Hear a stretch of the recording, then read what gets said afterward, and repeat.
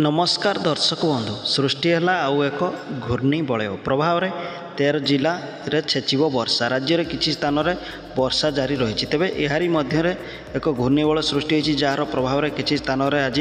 प्रबल अति प्रबल वर्षा नहीं अलर्ट करिछि पाणीपाग विभाग तेज आसतु जाना क्यों क्यों सब जिलार वर्षा हे तेणु भिडियो को प्रथम शेष पर्यटन देखा सहित भिडियो को लाइक कमेंट शेयर करूँ और चैनल को सब्सक्राइब करूँ तेज छत्तीसगढ़ और यार पार्श्ववर्ती अंचल में एक घूर्णिबल सृष्टि होती यार प्रभाव में राज्यर किसी स्थान में आसंता काली प्रबल वर्षा हो पाए आसंता काली विशेषकर मयूरभंज केन्दुझर बालेश्वर भद्रक जगतसिंहपुर ठारे अधिक